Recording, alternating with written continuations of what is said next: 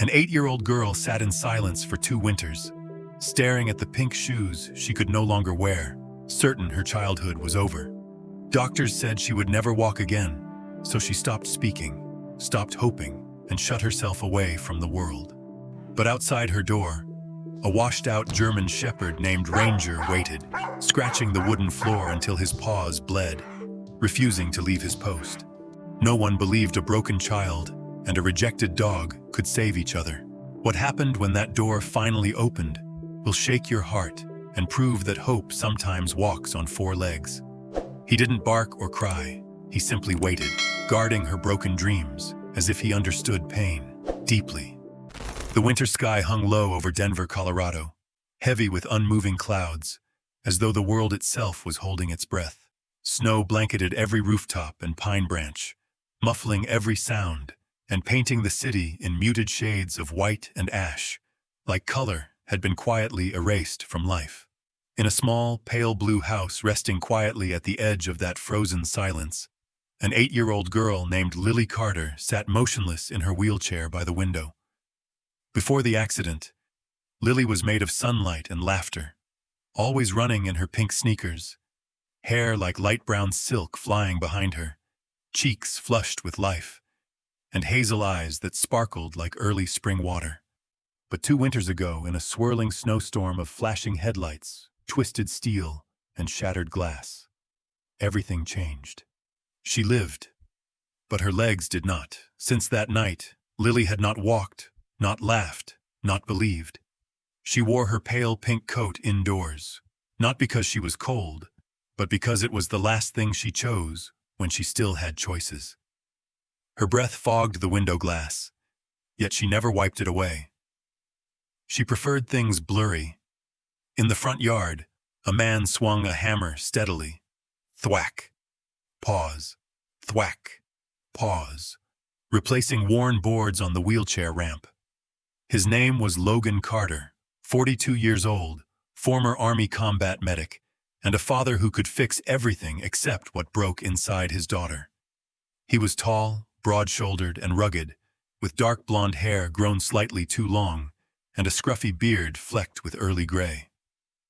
His steel blue eyes once scanned battlefields for wounded soldiers, but now they held the quiet fatigue of someone fighting a war no one could see.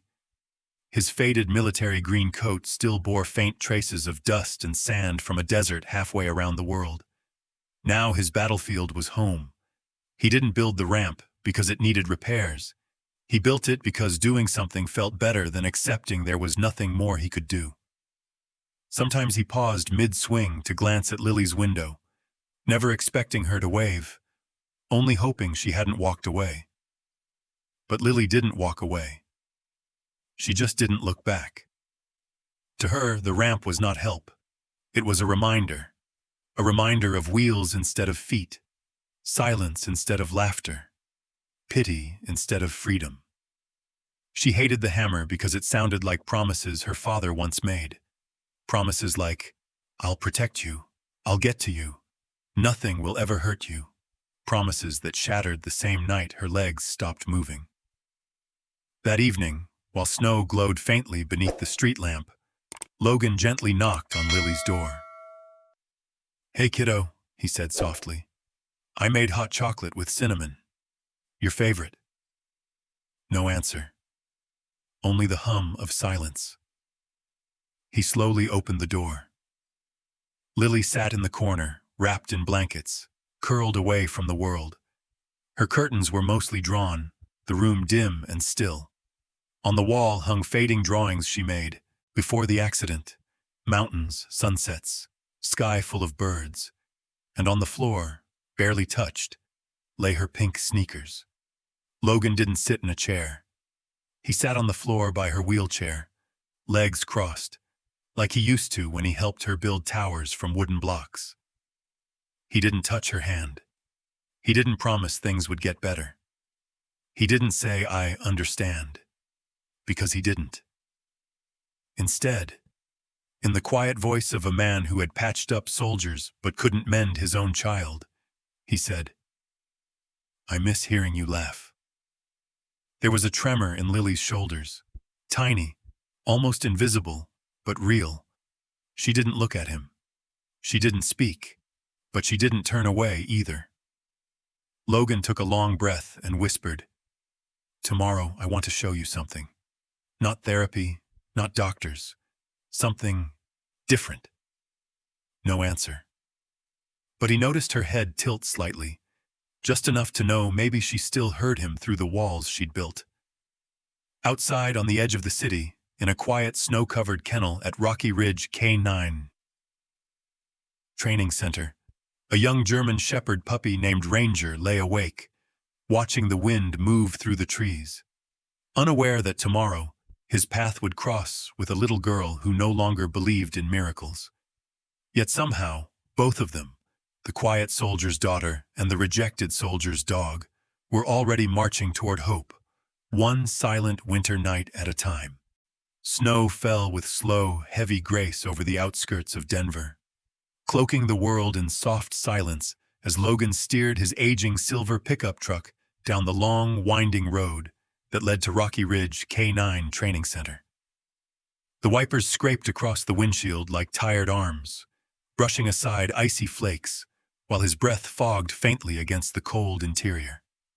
Logan's jaw was tight, his gloved hands firm on the wheel, but his eyes, clear, steel blue and weighted with thought, shifted often to the back seat, where a folded pink scarf lay beside a small plush rabbit. He had brought both hundreds of miles before, during deployments and homecomings to his daughter, but now neither was carried by her. Lily no longer wanted scarves or rabbits. She didn't want help. She didn't want hope. Rocky Ridge stood like a fortress of barking echoes amid frost-crusted fields, its chain-link fences shimmering with frozen dew, kennels stretching row after row like barracks on standby. Dozens of German shepherds paced behind metal bars, strong, elite, bred for duty, their sharp ears upright like antennae tuned to any command. Trainers moved purposefully, mostly men in thick brown coats and fur-lined hats, voices stern, whistles sharp, boots crunching across ice-scarred gravel. Logan approached the office, where a woman in her 50s stood smoking quietly beside a heater vent. Her name stitched in faded red on her jacket, read Margaret Maggie Holt. She had short, iron-gray hair tucked under a wool cap, amber-brown eyes, sharp as needles, and a voice sanded by time. "You're here for the shepherd they called in about?" she said, not unkindly, but like someone who didn't waste softness unless it mattered. Logan nodded. "I heard he failed his final evaluation." She smirked. "He didn't fail. He just refused. There's a difference." They walked to the farthest kennel, the one past the training yard, past the barking, past the excitement. Near a crooked pine tree dusted in snow, a single kennel sat apart, holding a dog unlike the others. This one was still, calm, watchful. Ranger. He was 10 months old, tall for his age but lean, his black and tan coat thick yet unbrushed. His ears were large, one slightly crooked, as though uncertainty had bent it during his growing. His eyes, deep amber, nearly golden, held less fire than the other dogs. Instead, they carried something quieter, something human. He didn't bark when strangers approached. He didn't leap excitedly or growl. He simply watched, head slightly tilted, as though analyzing not the person's presence, but their heart. "That's Ranger," Maggie said, arms crossed. "We trained him for K9 service, search and rescue, threat detection, maybe even emotional support.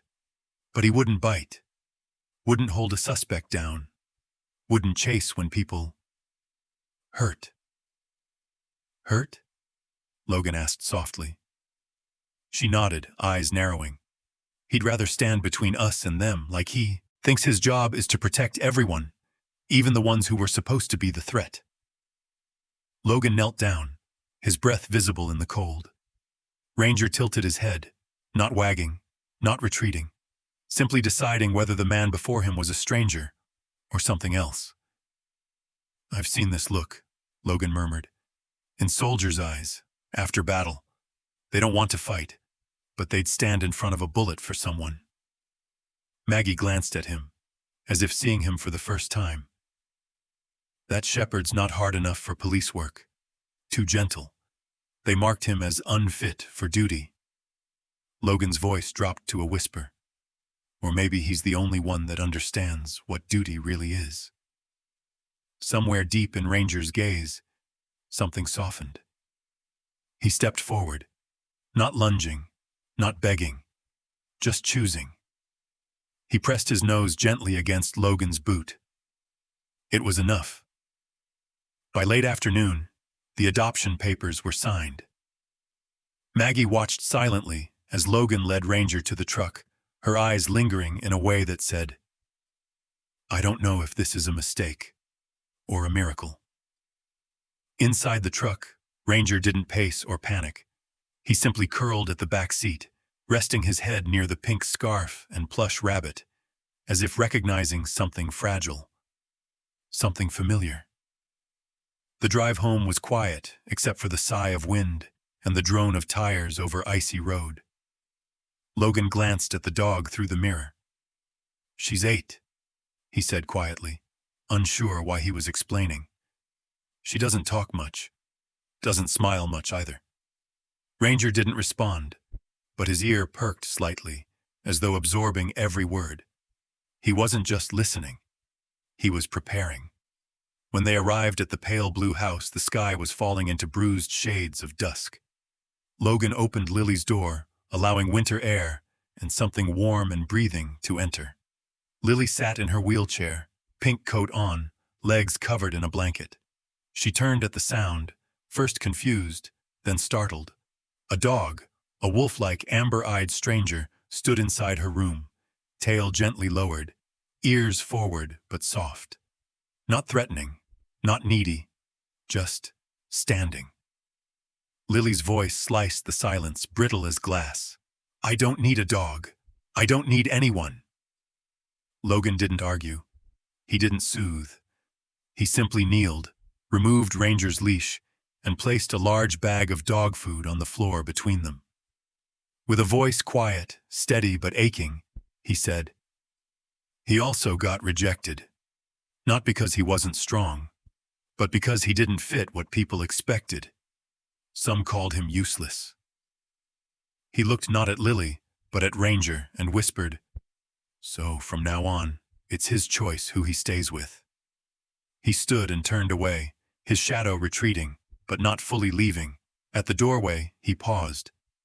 "He's free to go," Logan said gently, "or to stay, just like you can choose to keep shutting your door or open it." Then he closed the door softly. Only a broken girl in a wheelchair and a rejected shepherd remained. Neither moved at first. Then Ranger, quiet as breath, took his first step toward her. And Lily, despite herself, didn't turn away. For the first few days, Ranger behaved not like a pet, but like a quiet soldier assigned to guard duty. Lily ignored him with fierce commitment, turning her back to him whenever he approached, pulling her blanket tight around her legs as if she could hide her brokenness under layers of fabric. The room smelled faintly of old crayons, cocoa powder, and winter air, cold and unmoving. Ranger didn't bark, didn't beg for attention, didn't whine like other dogs might have. Instead, he patrolled the small space, moving slowly, quietly, investigating corners, sniffing Lily's discarded books, plush bear, and the tiny pink shoes that had not been worn in 2 years. Most of all, he spent a curious amount of time near the wheelchair, circling it like a loyal satellite. Sometimes he would sit directly in front of the door, ears slightly tilted, eyes alert, like a silent gatekeeper. Lily found it strange that he didn't try to jump on the bed or lick her hands or wag his tail excitedly like dogs normally did. He was calm, gentle, watchful, almost respectful. That irritated her. It made her nervous. On the 4th morning, while the world outside was cloaked in icy blue light, and Logan was shoveling snow off the porch. Something changed. Lily had finally allowed herself a cup of hot cocoa in her favorite white mug, the one with faded unicorn wings on it. She held it carefully, feeling the warmth seep through her freezing fingers.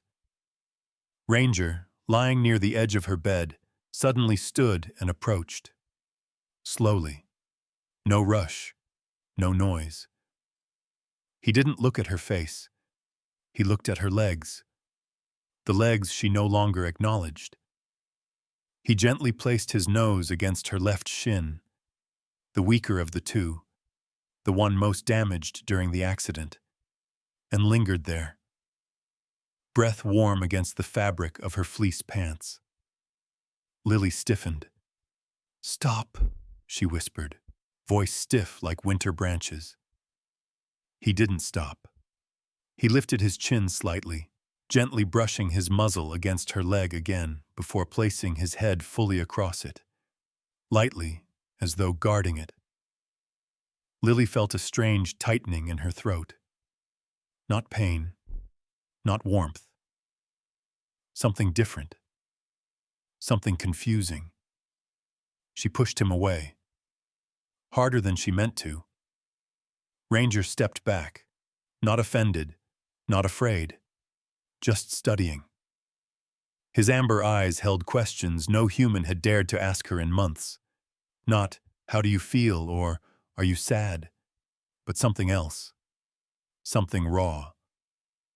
"Are you still there?" He approached again, and again Lily tried to ignore him. But that dog, that rejected canine, had persistence like a heartbeat. He kept returning, sometimes pressing his head against her leg, sometimes softly nudging her calf with his nose. He never growled, never barked, just insisted, the same spot, over and over, as if trying to wake something. Lily began to feel something, not pain exactly, just sensation, an awareness at that spot. She shook her head, denying it. It wasn't real. It couldn't be. Doctors said there would be no more feeling. It was gone. Gone like her laughter, her running, her dancing. But Ranger believed something different. The next morning, while Lily sat sipping cocoa, Ranger approached once more. That same deliberate walk, that same gentle focus. But this time something changed. He didn't press his head softly. He gave a careful, intentional tug. Just one. A small, gentle pull with his teeth. Not to hurt, but to test. Lily gasped. Not from surprise, not from fear, but because she felt it. A spark. A flicker. A tiny, wild, impossible flicker. "Stop!" she cried, more sharply now. But Ranger did not retreat. He did something unforgettable. He looked at her, not with sadness nor apology, but with certainty. Then he leaned in and gently gripped the fabric covering the scar on her lower leg, softly tightening his jaw, then releasing. Not biting to harm, but squeezing, as if to say, "Do you feel this? You do, don't pretend."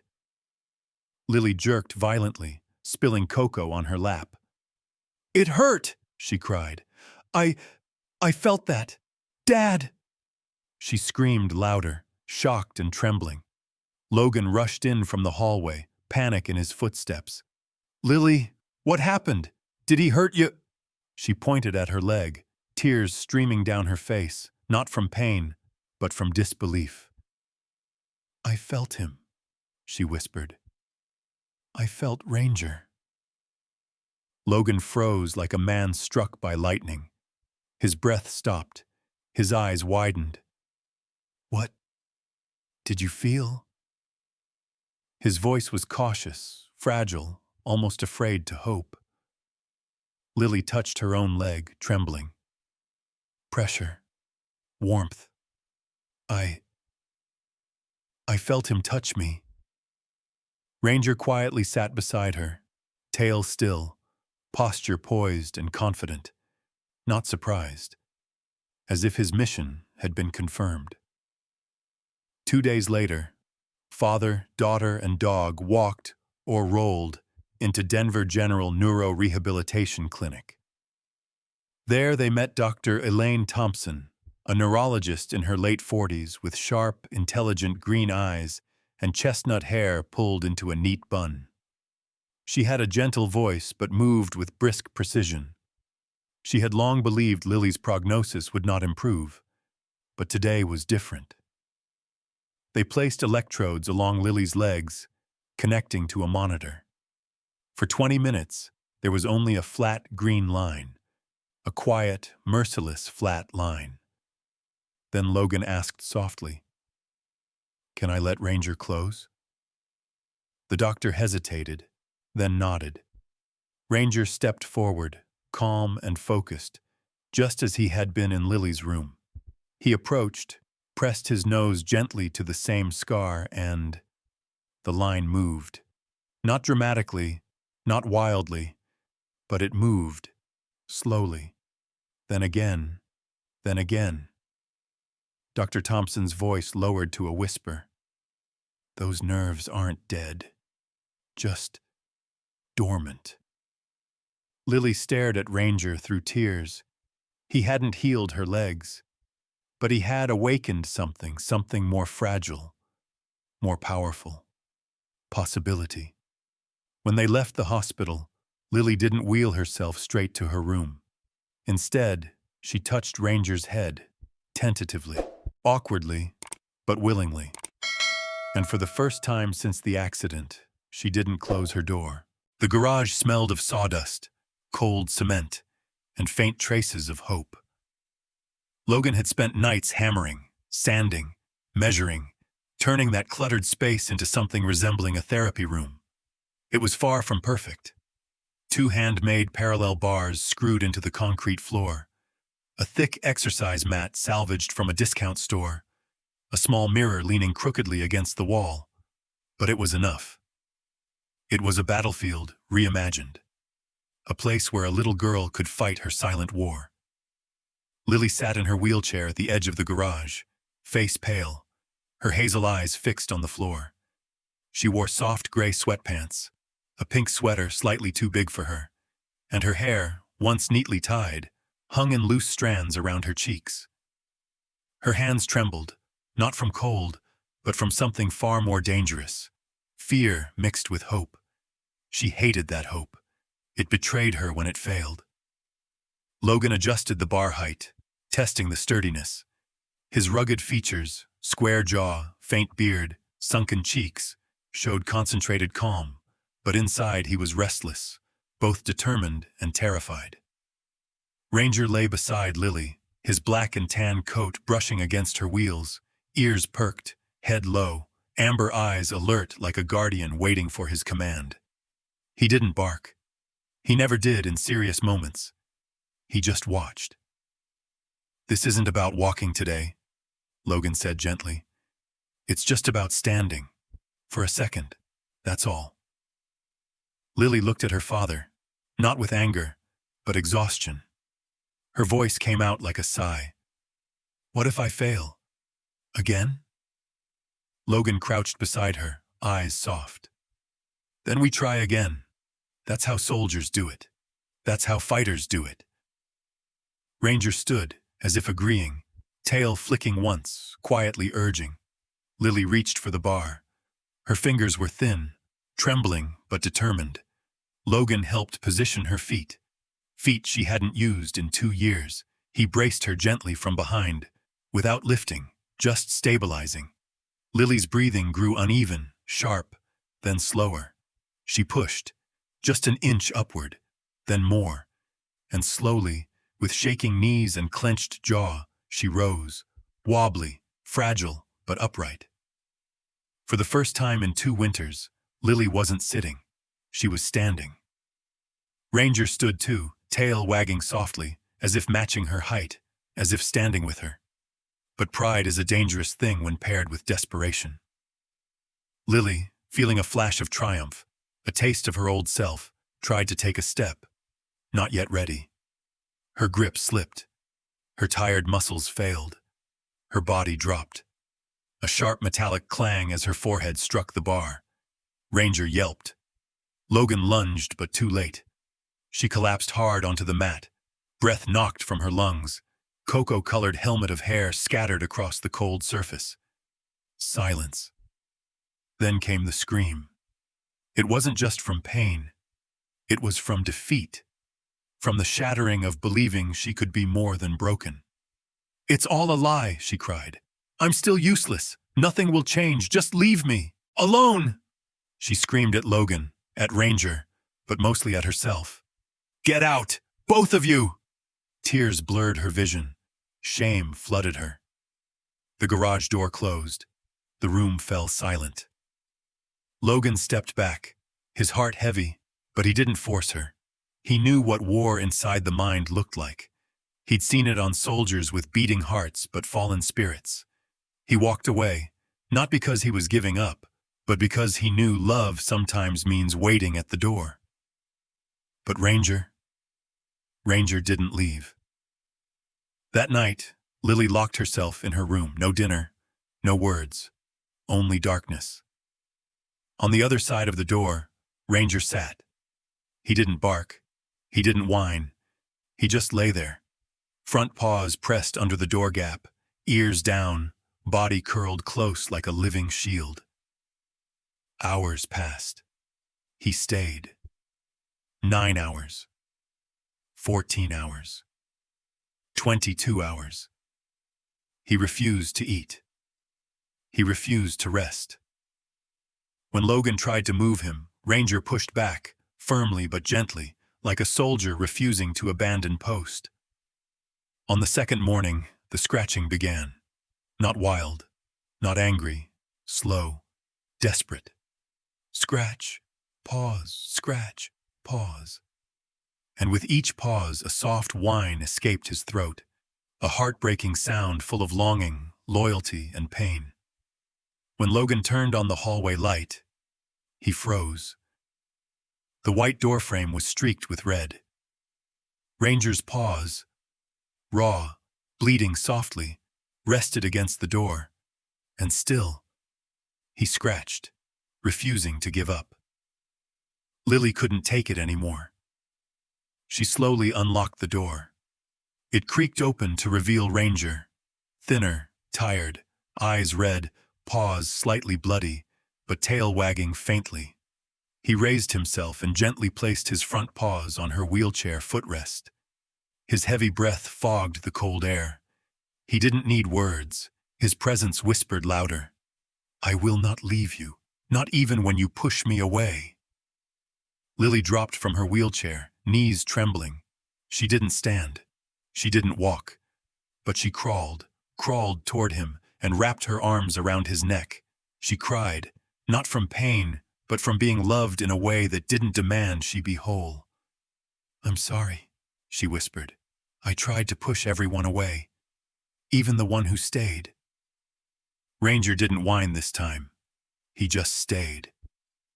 The next morning, it was Ranger, not Logan, who woke Lily for therapy. He dragged a rope toy, his favorite training tool, and shoved it onto her lap. When she hesitated, he nudged her harder. She grabbed it, reluctantly. He pulled. She held on. He pulled harder. Lily braced her arms, tightening her grip, her shoulders straining. Her wheelchair jerked, tipping forward slightly. Her instincts, sudden, primal, lit up. Her legs stiffened. Her feet pressed to the ground. And just like that, she stood. Her father caught her only to see her standing, with her own feet, without bars, without anyone lifting her. She wasn't steady. She wasn't perfect. But she was standing. Logan's voice cracked. "You stood." Lily looked down, tears filling her wide, disbelieving eyes. Very softly, she whispered, "I stood." And Ranger, he just sat beside her, proud, quiet, watching like a little four-legged miracle.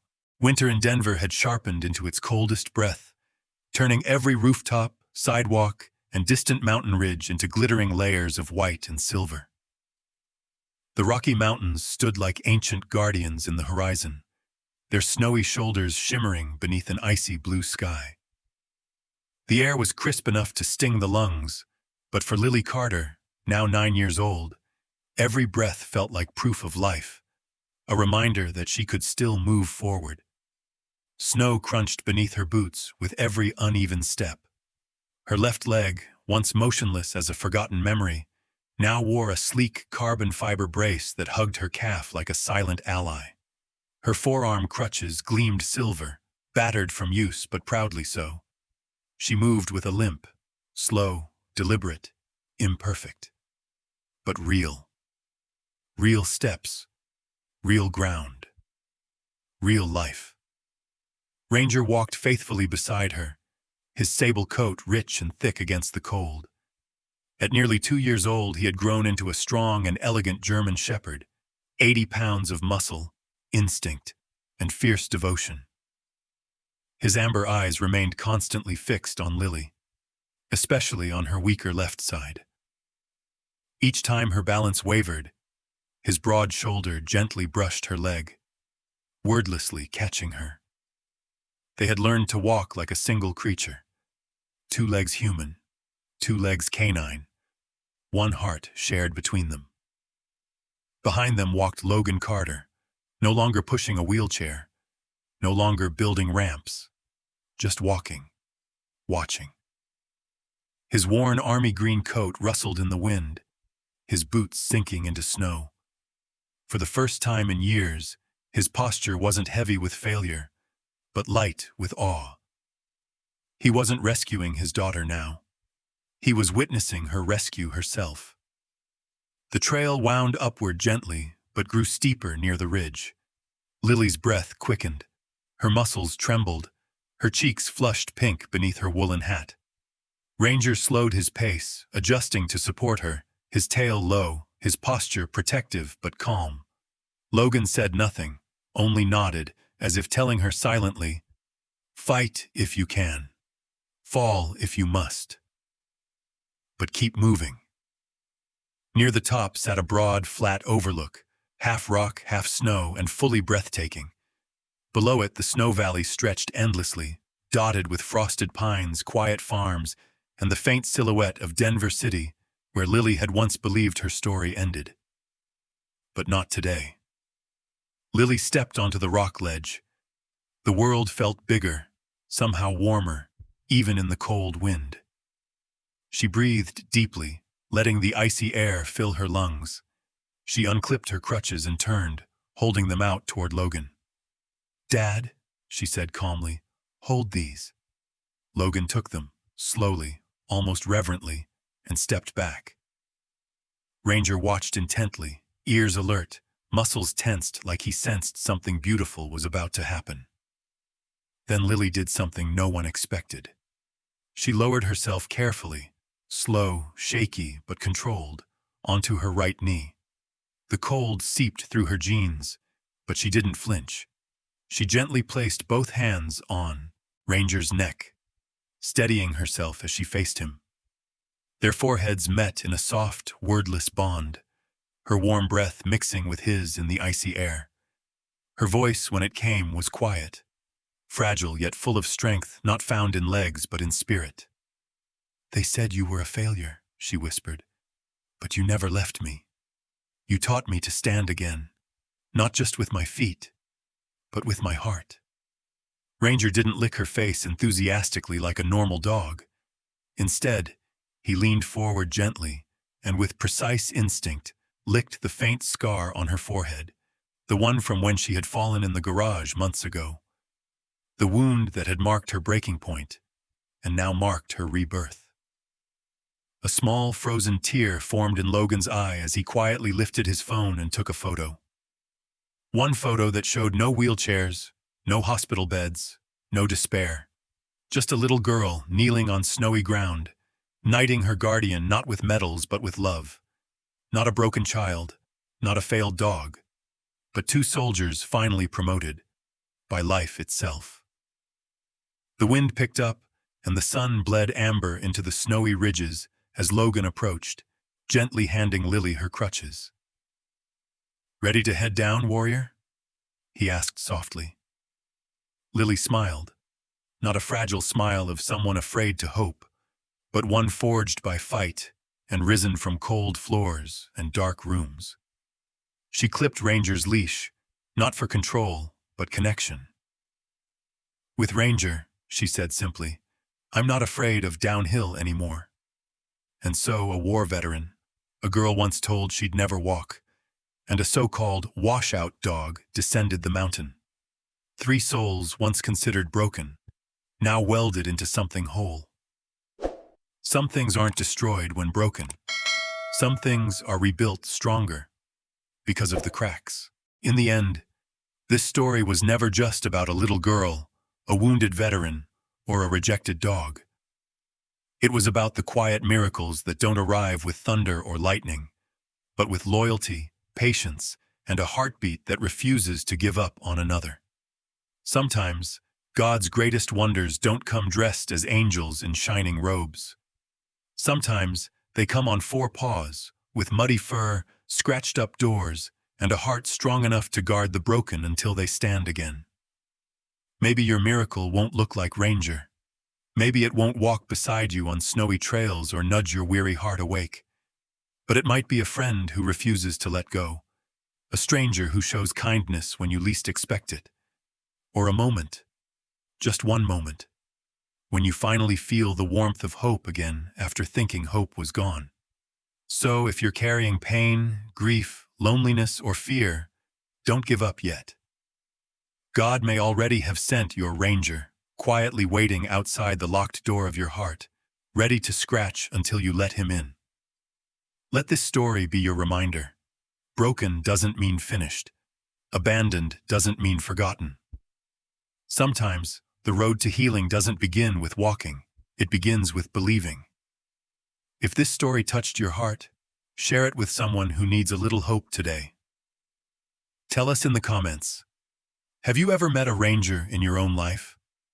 Comment where you're watching from. We love hearing your stories.